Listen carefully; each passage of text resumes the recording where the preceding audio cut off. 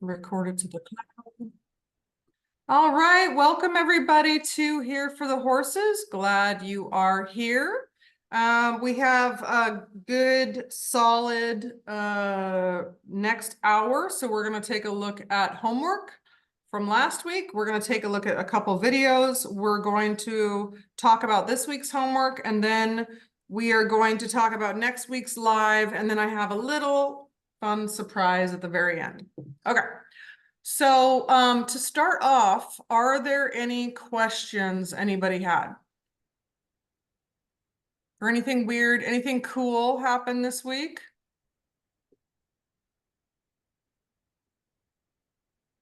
I had something, I don't remember it now though, because I didn't write it down. So I don't know if it actually happened or not. Those people. I have a quick comment, which really has nothing to do with the horses, just it was for the horses. We did get all our hay baled, and then we got 1.9 inches of rain. Did you get it baled and moved? Baled and in the barn before. Yes. And so it was a stressful week, but we got it done.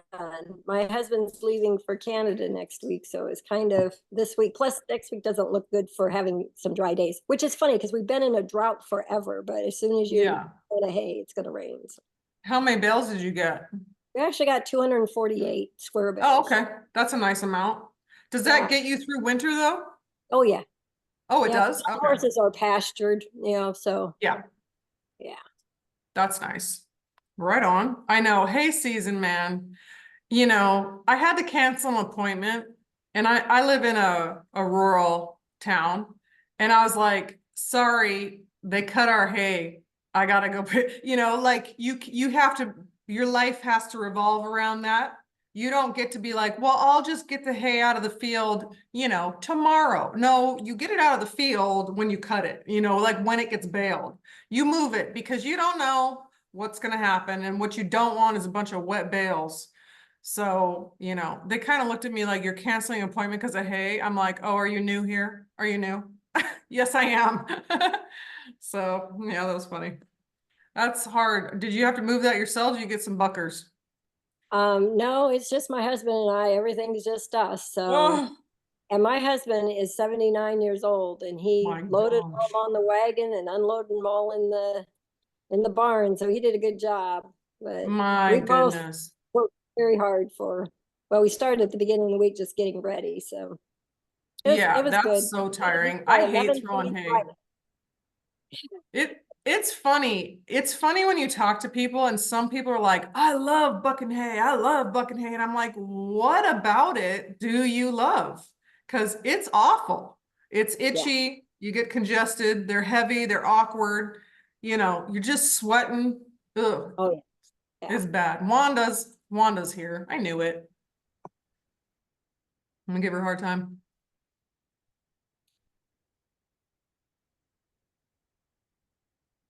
Wanda's in the house. Wanda, you missed our discussion on bucking hay. So next year you have to buck hay for us. That's what happens. Hey, we switched to 3x3 bales a couple of years ago and bought a 1976 tractor. So yeah, I can tell you all about it. Oh my gosh, that sounds amazing. Yeah. We have a lot of old tractors in this area, so they actually go into a lot of the parades downtown. People really like them. They're cool. There's not a lot of stuff like that.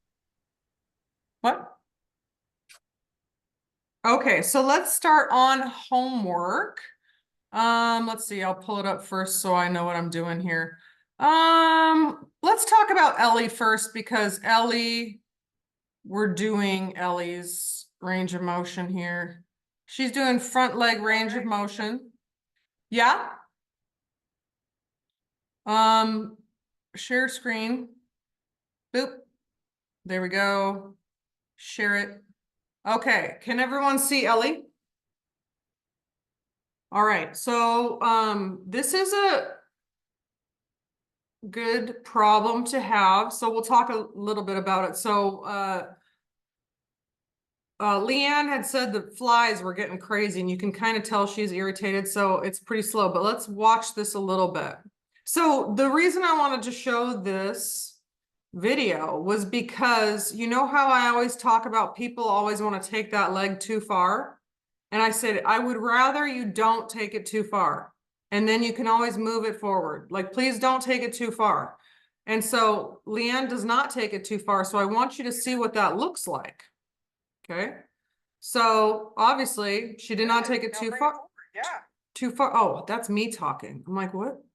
Hold on. Okay. So obviously right here, you can tell she's not going very far forward. Okay. I'm going to take those closed captions off there too, if I can. Okay. So this is the first thing that she put down. I did tell her to skip step 1 too, because step 1 is fine. Okay. So I went, just go to step 2. Okay. So there's the drumstick. Did y'all see that? The pork chop, mini pork chop. Right there, pork chop. Okay, when she's jiggling this whole area. So this is a mini pork chop because it only jiggles this part. I want it to go all the way up and all the way forward, all the way back. I want the pork chop to be this entire area. So as you watch Ellie do that quick jiggle, it's a mini pork chop. See the mini pork chop? And then she kind of brought her leg up. Okay. And then this is the second position. So as you can tell, she's like right here. Now for Ellie specifically, because of her build and she's lean muscle and she's an Arabian, her foot's going to go to here. Okay. So it's going to go quite a bit more forward. All right. But she's not comfortable doing that yet. And what she's actually doing is playing a little game of, oh, I'm just going to do the bare minimum. This is all I'm going to do. Okay. So she's doing some nice work there. There's another mini pork chop. There, that's a bigger pork chop. Do you see the difference? Got bigger. And then she's like, let me rub my face on yours. Okay.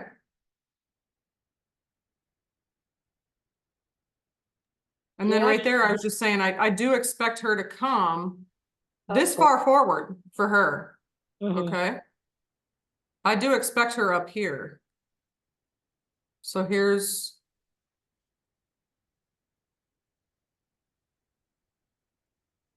There. So see how I like that she doesn't, right off the bat, take her too far and make her step down. But at this point in time, this is a fun little game that she's going to play. And she's going to be like, oh, I can't. So I would just take her to here. I would just take her all the way up and then let her settle in there. There's a mini pork chop.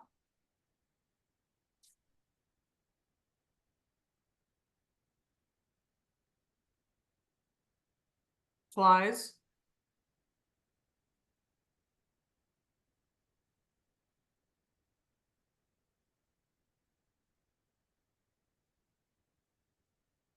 Yeah, at that point I gave up.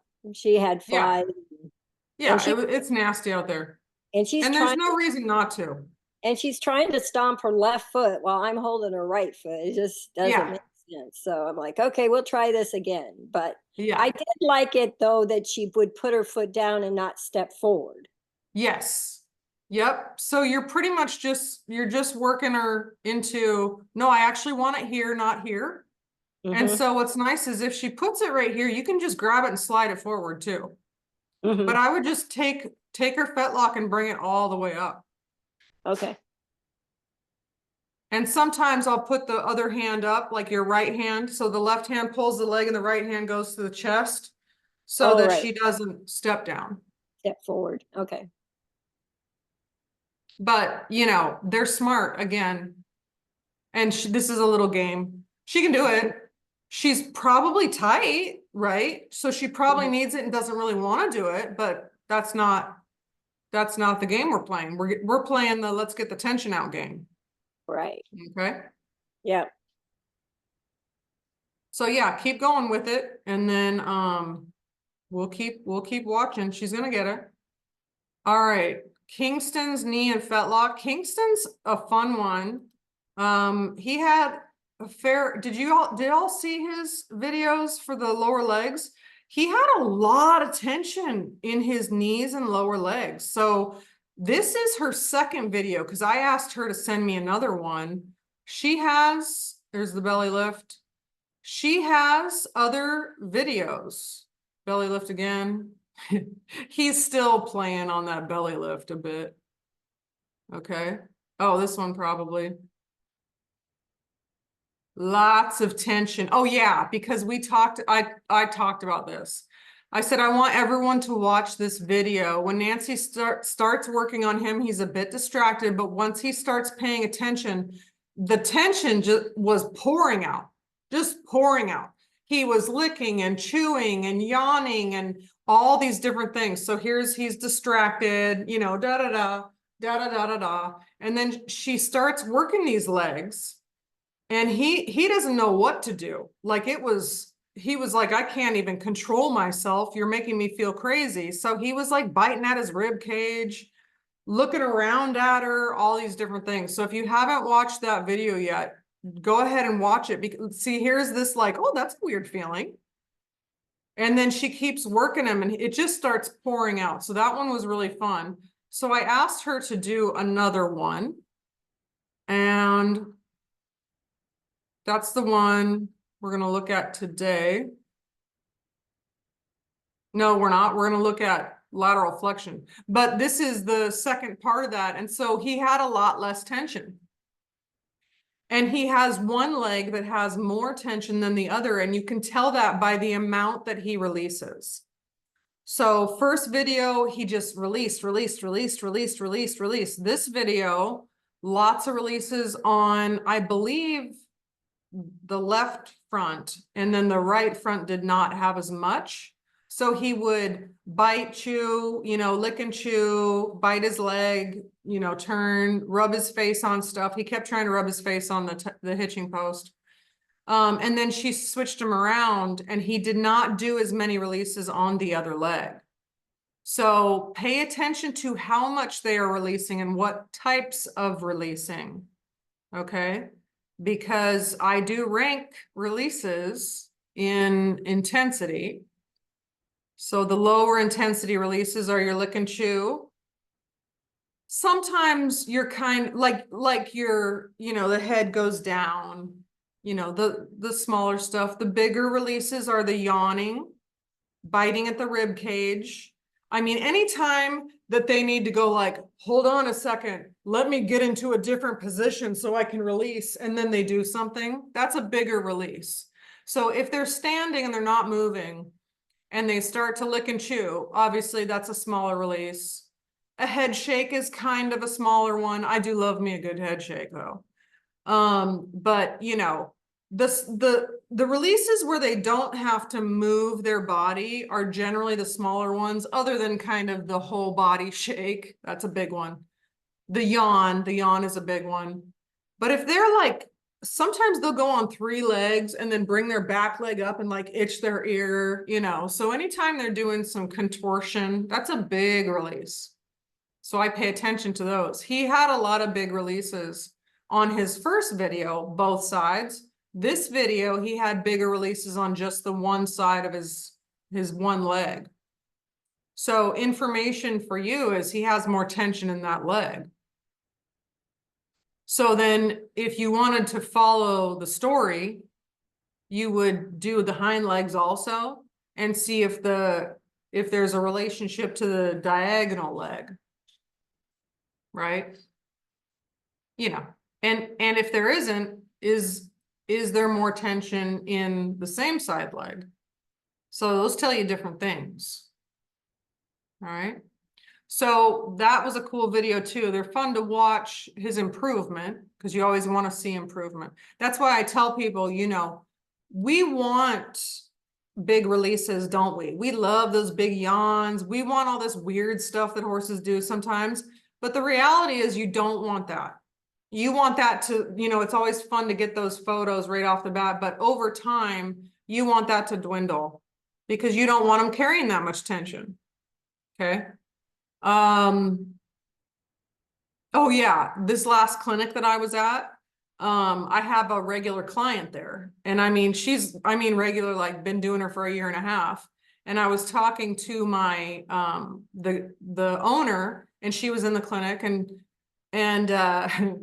she got like lick and chews, you know, she got, you know, every once in a while she'd chew on her leg or something. And then I was over showing her something, and I go, yeah, you got to lick and chew there. That's good. And I looked at her and I said, I don't want you getting a bunch of yawns and big, huge releases, because that means I'm not doing a very good job when I'm working on this horse. You know, I don't want my clients releasing a whole bunch of tension. That's my job to get out. Okay. So if I have a client that I see on a pretty regular basis, and then they start releasing a bunch of tension, something is, one, either happened, or two, I'm slacking. So those are just things I want to think about. All right. But this is the one I wanted to watch. This one, and I'm not watching it because of the lateral flexion.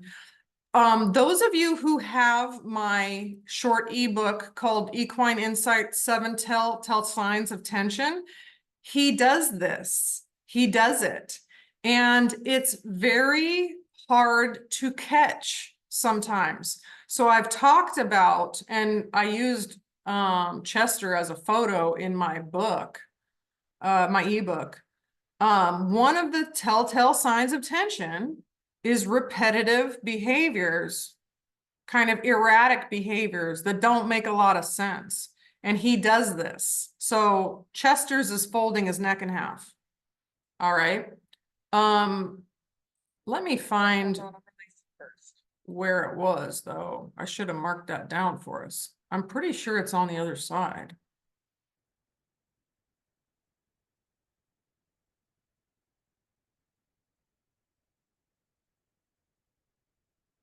Let's just listen to it. Jiggle, jiggle, jiggle. Jiggle, jiggle, jiggle. Yeah, he's past it.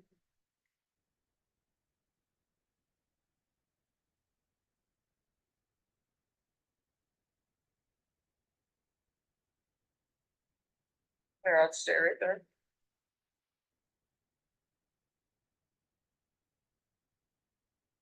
There. Yeah. Yeah, he got it.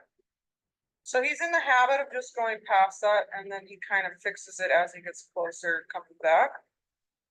So I would just see if you can get him to not go past it. So maybe just focus on the upper part of his neck, because obviously the lower part's no problem. Bring your body back here so he can't go pat through you. Yeah, so stand here more. So he's just dinking around. It's a nice release. Okay, so watch him here. This is where it's at. He does these, yeah, he does these little nips too. That is So when he communication. gets nervous, he does that, like when he gets kind of overwhelmed. Right here. Yeah, he's kind of playing a little game right now. This is a game. He's not releasing. It's just he knows Again. This is a game, so you can stop that behavior because he's distracting. So this is fun actually. I'm glad that this is happening, because in my 7 Telltale Signs of Tension ebook, this is one of the signs of tension. Okay, which one is it? For those of you who have got that ebook, it's cool. This one is really hard to notice because it's just hard to pick up on that this is what he's doing. So Chester does this also, or did it. He doesn't do it anymore because I've gotten the tension out of the area and he's not as nervous as he was. So this isn't necessarily a sign of muscle tension always. It's a sign of like mental nervousness, or being unsure, or being uncomfortable mentally. Okay. And this one is repetitive behaviors. Okay. And if you guys remember me talking about Chester folds his neck in half. That was Chester's repetitive behavior. So let's watch Kingston and check his repetitive behavior is.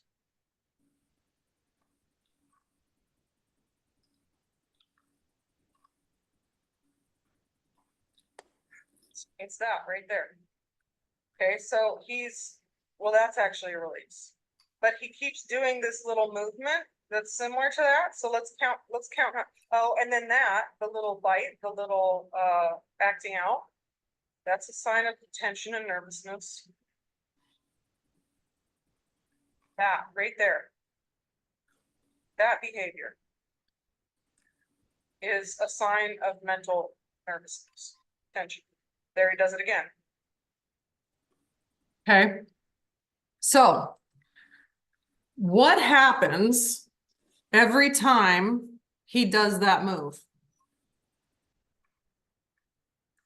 Go ahead and unmute yourself. She releases. What's that? Yeah. She releases when he takes his head away. She releases, so it stops the pressure, so he never has to work through it. That's right. Same with what's that over there? What's that over there? What do we do every time our horse does that? Well, I don't know. What is it? It works so well. We do. And that's another one that Chester does. So anytime he is uncomfortable with what I'm doing, it's mental. He goes, what's that over there? As if there's like a cougar coming out and we must be aware of it. You should probably look too. Everybody should be looking in this direction, And I go, oh, no, baby. There's nothing over there, honey. Back to what we're doing. Okay, so that movement there that he keeps doing, the first one was a release, but this other oh, I have an itch somewhere, okay, that's the first release, but then he does two where he takes the head away just to go ugh, on his shoulder. Okay, that's just a negative repetitive behavior. Because he knows that she's on the spot that he doesn't want to bend. There, that one. Okay. And then he does it again when she goes to start again, he does it again. Oh, better get that spot. There's no spot. It's just his way of getting her off that position. Okay, they're very good at this. And this one is really hard to catch when they're doing it. It's a little bit easier to catch kind of when you're looking back at it, or, Chester did that on my first massage with him 50 times and I didn't stop it. Cause I was just you don't really want to stop horses that are, in that state a ton until you really go, oh, he's not actually that afraid. Like if you stop a truly afraid horse and you try to contain them, they explode, right? So you don't want to do that. But he wasn't afraid. He was just, so I just stopped that behavior and it made him stop. And then I also, worked on him to release tension. I gave him a lot of breaks. I made sure there was another horse in there with him because he's a little chicken. He doesn't like to be by himself. Okay, now he doesn't care. Now I massage him without another horse in there. I bring him into the sacrifice area all by himself and he'll go where are my people at? But he doesn't care. They're across the pasture. He tried to jump my manure bins and busted the top of them. I don't know if you guys remember that, but I was calling him Chester the Destroyer. He was destroying my fences when he first got here because he couldn't be separated from my other two horses.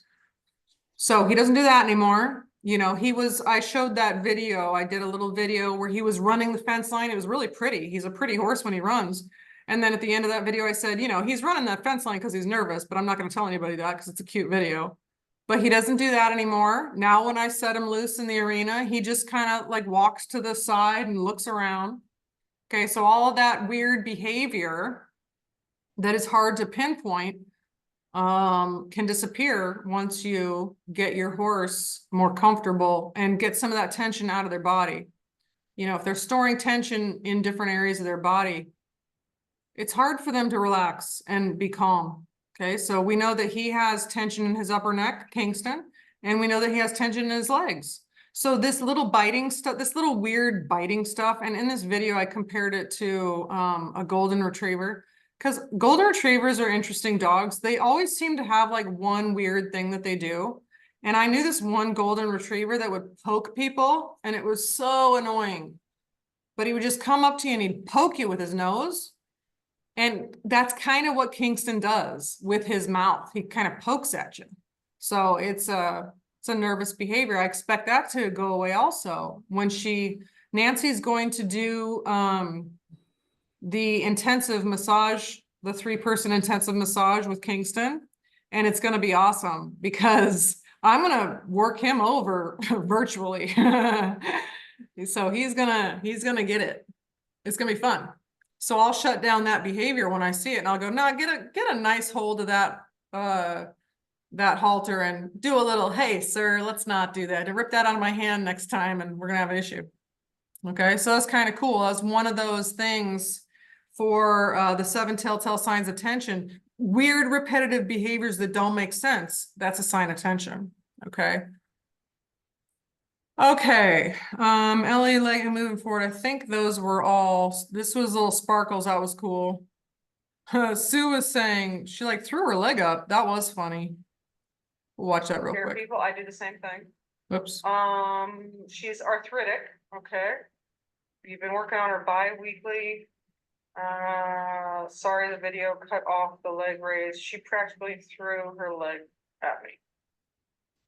Watch Don't how, fix this. see that? She goes, It's funny. that was good. So that's cute. Horses are funny.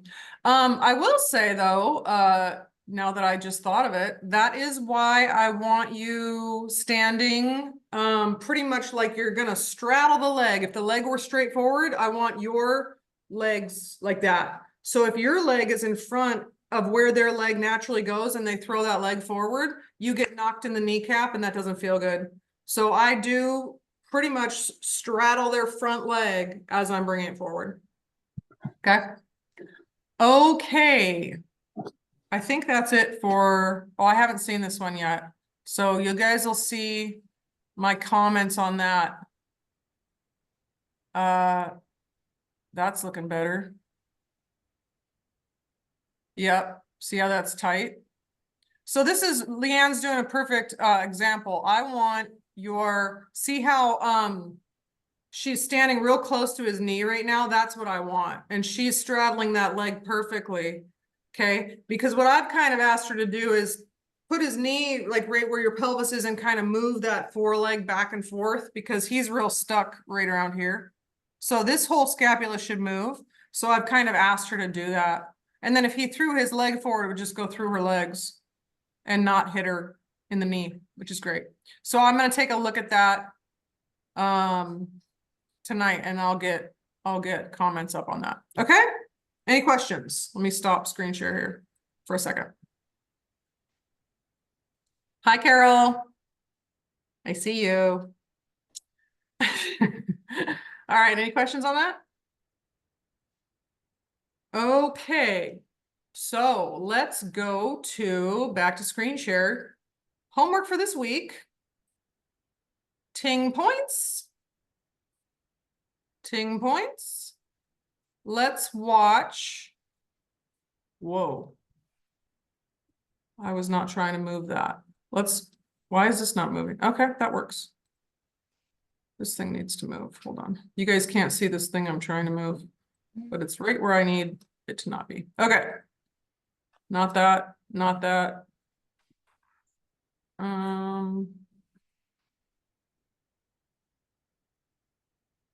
I'll do it the long way around if I have to. View. Okay. Here we go. So ting points. This is Bling. This is Rebecca's horse. Let's watch this. This is my clinic. If you guys don't have it, this is how the videos are set up. Next thing I'm going to talk about, there's a yawn out of her. It just feels good. Okay, are the ting points. So there's 6 ting points along the cornet band. And this is taught in a lot of different modalities. This goes back to Chinese medicine also. Okay, so you have one at noon and 6, and then one at like 2 and 10, and then one at 7 and probably 5, if the foot was a clock. Okay, so they're equally spread out. There's one in the front. What you really need to pay attention to is there's one in the front, one in the back, and then there's 2 equally spread out on the sides. Okay, now what I want you to do with these is slide your finger or thumb down and just press gently and see if you get a reaction from the horse in a particular spot. So I'm at the 12 o'clock spot right now, if this cornet band was a clock. So she's fidgety.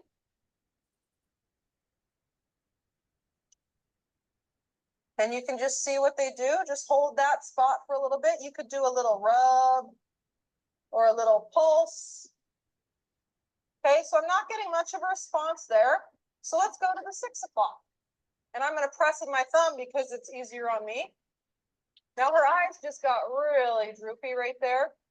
See the difference? So you could rub gently at that 6 o'clock spot. Oh, she likes that. So I'm directly behind the hoof at the base, in between the heel bolts. Yeah, she likes that one. Look at that, you guys. Isn't that cool? The difference? Yeah. So just make a note. If you have a notepad out in your barn, you can, oh goodness, write down what ting spots, what ting points on each foot they relate to or they like the most. And then you can actually go look them up because every ting point relates to something in their body. All right, so let's move to a different spot here. See what we get.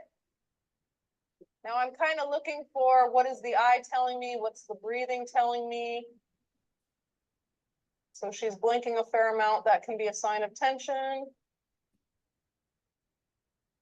Pick that foot up. Be ready to move if you have to move. So I can move in this position pretty quick if I have to. There we go. She likes that a bit.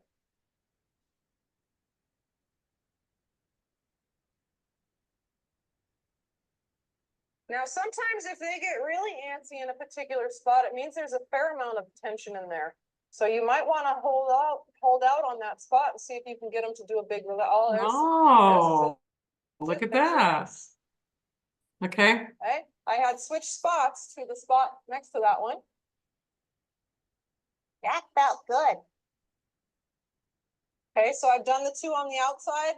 So what I want you to do is, I have a good photo on this. Let me pull it up for you.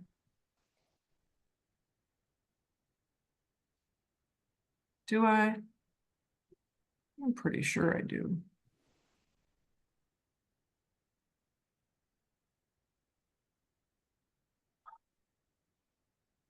Ah, here we go. Okay. Okay, so here, check this out. So this is what I mean if it's a clock. Okay, this is your 12 o'clock, this is your 6 o'clock. And then you have 2, they're equally spread out. Okay.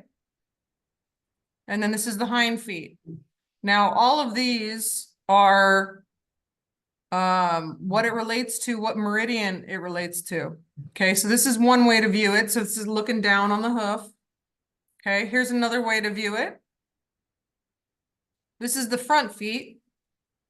Okay, and it's the lateral left foot. So lateral is the side, like lateral flexion. Okay, medial is on the inside of the right foot. So this is the inside right foot and the outside left foot. And then here's the front and the rear views. So it kind of shows you, here's noon, here's 6 o'clock, 2, 4, 8. I always do that. I can't do it in my head. Every 2. Okay. So that's another way to look at it. And this is kind of what it corresponds to. Heart, triple heater, large intestine, okay? So, oh, and then here's the ting points of the hind feet. And I took photos of this. So I'll put this up on the coaching page, okay? And you guys can take a look at it. If you Google equine, or you're gonna get this, and nobody wants to look at a picture of people's feet, okay? Nobody. I was scrolling along all happy, looking at horse stuff, and I was like, oh, I'll put these up there for you. You can take a look. You guys can do deep dives on this. It's interesting. And I got hooked. Somebody hooked me. Okay, it's not hard. It's not hard to hook me. But look at this cool thing I bought. This is a chart, okay? And it goes over the 12 meridians and their most powerful points. And it's a little download, 36 pages. Okay, but here it goes over all these meridians. Now, meridians, I'm going to talk about them in a little bit, so hang tight if you don't know what I'm talking about. But here, look, this is a ting point. Okay, so there's one. I'm going to start looking at these ting points, and then it tells you about what it has to do with and where it goes to. The mu point for the lung. I don't know what that means. Okay. So here's another ting point, and it kind of goes up. Now there's a whole bunch of these charts. So if you're interested in this, I can send it to you. I don't have it pulled up anymore, so don't ask me where I got it, but I can find it. I have the receipt for it, so. Okay, but it's kind of cool, isn't it? So this is nice. I love diagrams like this. It makes so much sense to me. And then, you know, the description over here. The spleen channel is the yin meridian of the earth element. Okay. I mean, cool stuff.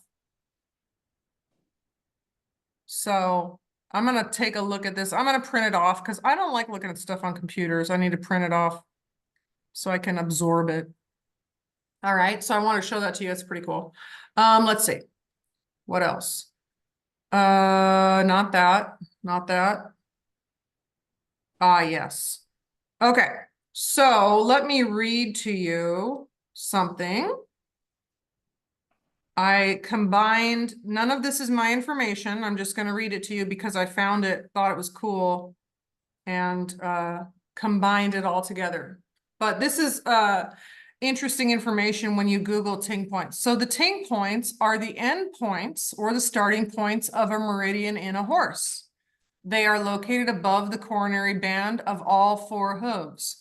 On the front hooves are the ting points of the lung meridian, large intestine meridian, heart meridian, small intestine meridian, triple heater meridian, and the pericardium meridian. Ting points have an impact on the entire meridian.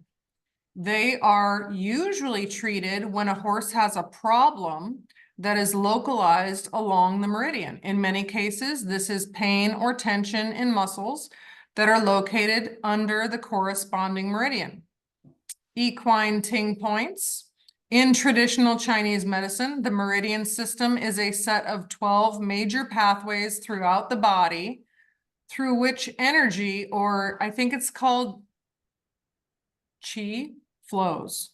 Ting, it's QI.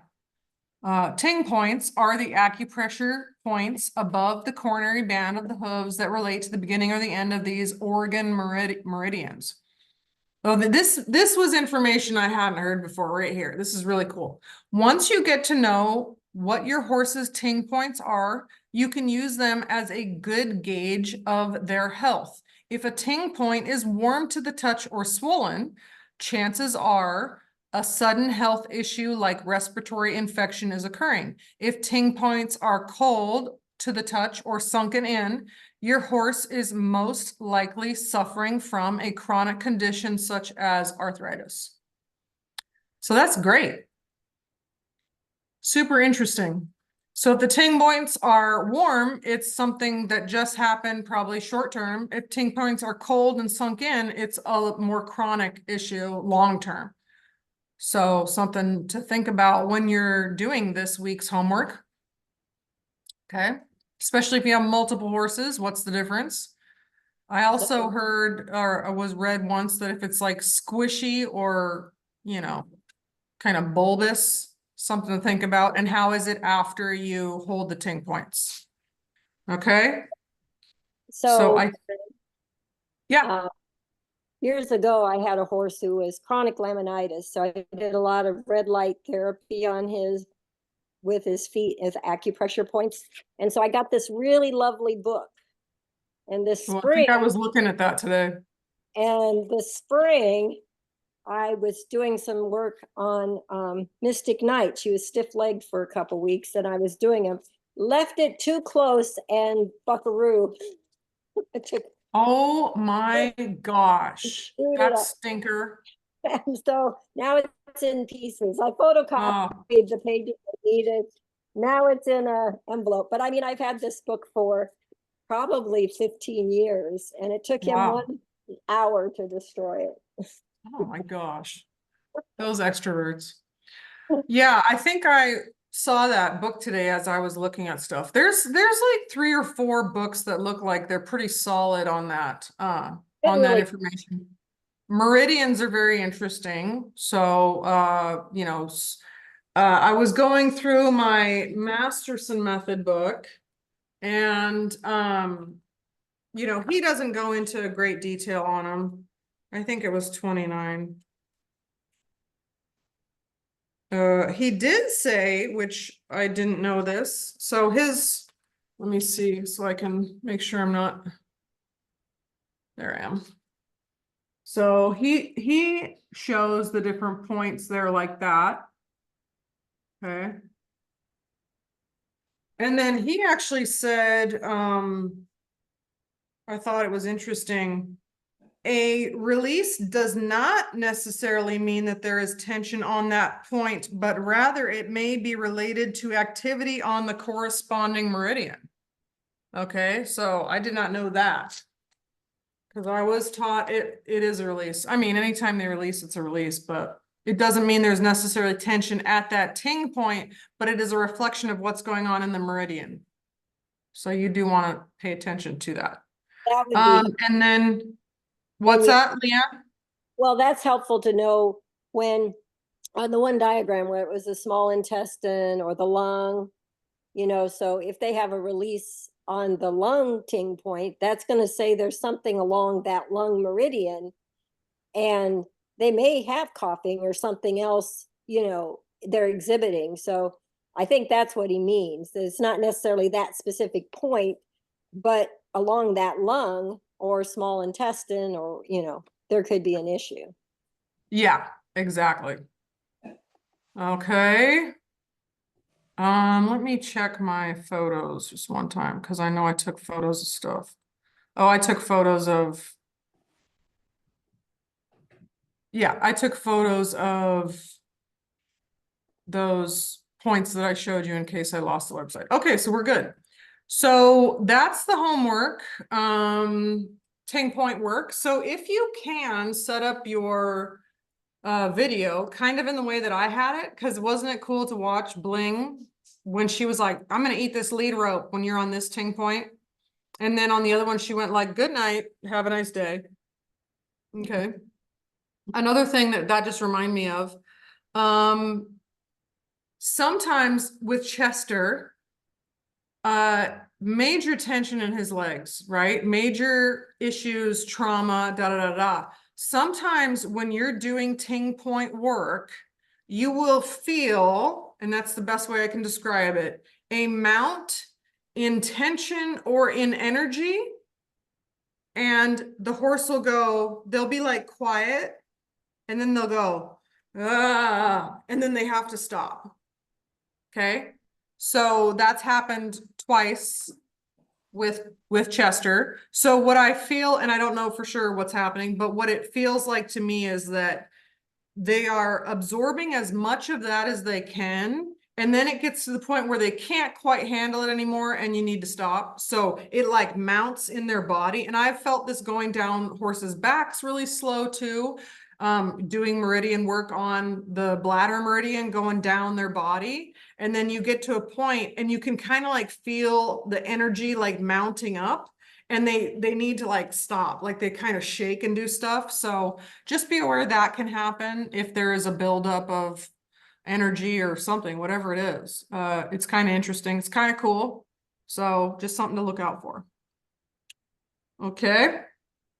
Any questions on that? Questions on, and feel free to, if you want to send some, you don't do the ting points, but also if I've told you I'd like to see a video, show me another, send it again. Go ahead and keep sending things, or if you're struggling with one of the past homeworks, feel free to throw that in there also.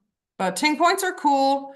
They don't get done a lot unless you are an acupressurist, or if you do red light therapy or acupuncture, they'll do ting points more often, but they get overlooked a bit. So it's really fun to throw those in there every once in a while and find out what's going on. So we'll do that this week and take your videos. Yeah. Any questions? Nothing crazy. Okay, next week we are doing a saddle fitter is coming in. I'm going to interview her. So if you have any questions on saddle fit, you might have some as we're watching, but it's Jen from High Plains Saddle Fitting. She's in the Midwest somewhere. I can't remember now exactly where. But yeah, we've gone over some questions. She's going to talk about saddle fitting. It's going to be similar layout to what I did for winning your farrier's heart. So it'll be like that. It should be fun. And if you have questions or concerns about saddle fit, just tune in and we're going to have a question and answer at the end of it. And I will put up, that'll be coming out in my email also. So if you're not getting my emails, you can ask me to get put on there. And then I'll also put out a couple posts this week about it too. So that'll be fun. And you can invite your friends. It's fine. If you got people interested in that. All right. All right.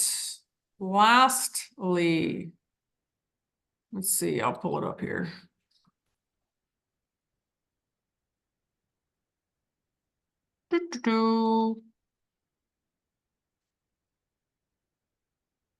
Here we go. Screen share. There is my new little Foster. Isn't she cute? Her name's Emma. And I don't like dogs kissing my face because that's gross, but she is so cute. She's a little 1-year-old. Look at that face. You gotta love a boxer face. But she's my new little Foster for a little while. She's only 1-year-old and has hip issues, so that's not great. That's not great. But yeah, and we're working out some cat issues. Supposedly she was okay with a cat. She's lunging at mine a little bit, so she gets put in lockdown sometimes, but that's little Emma. You might be seeing some photos of her. She's doing real good with the horses. I already exposed her to that. So yeah, helping that little boxer out. She's gonna have a nice little home, nice little dog, real smart. She's cute.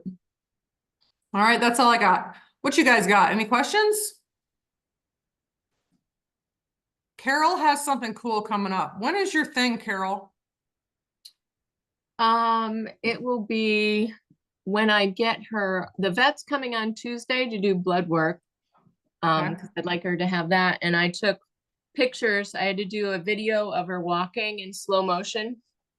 Awesome. And then I had to take a bunch of hoof pictures, dorsal and lateral and solar and all that. So Okay. when I get all that together and get that to her, she will contact me and we'll have a consult. Okay, so tell everyone who she is and what she does. Her name is Alicia Hargove. I think that's how you say her name. She has a podcast called The Humble Hoof, and it is fabulous. I like podcasts anyway. But she interviews different veterinarians and people. I listened to one today that was all about track systems, and Oh, it yeah, was those are cool.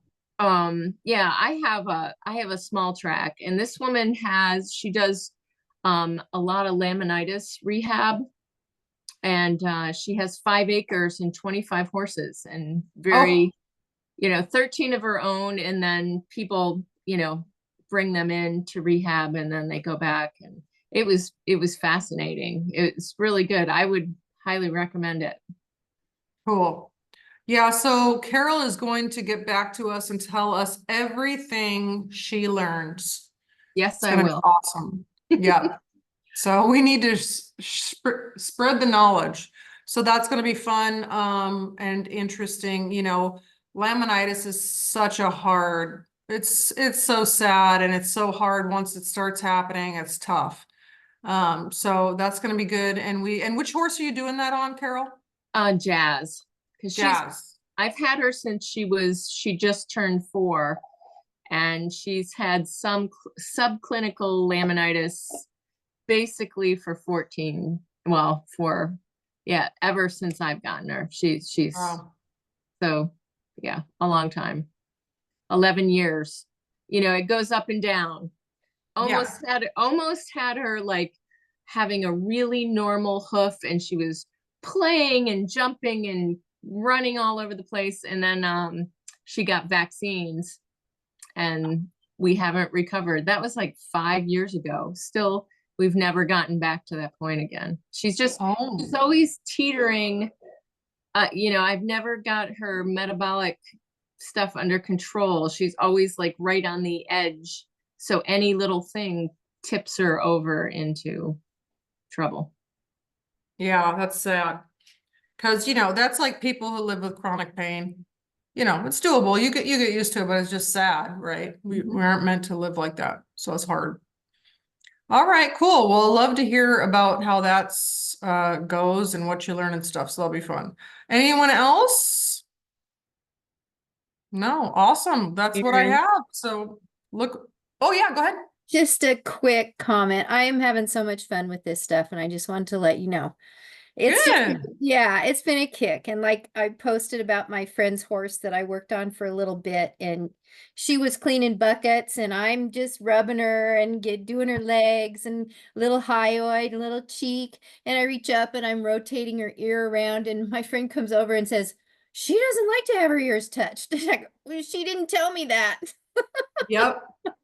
Isn't And that that was cool though? so fun. That's Yeah. so amazing. That is the power of, I mean, honestly, part of it is because of your energy, right? It's because of your energy, but also these techniques just open doors of the Mhm. horses to you. And they Mhm. go, well, oh, okay, no, come on in, come on in.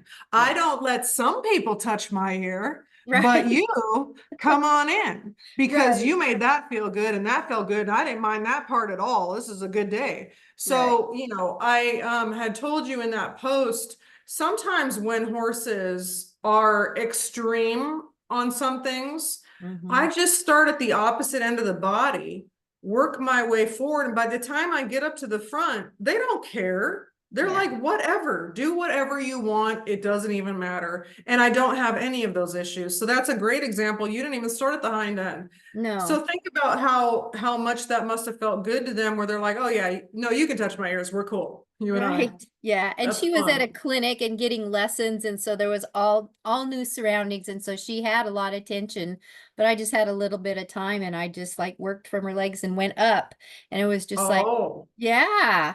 And she was just so happy to have it. She's rather stoic, but by the time I got to her pole and her ears, she was like, "Oh, okay. This is good." Oh, I love it.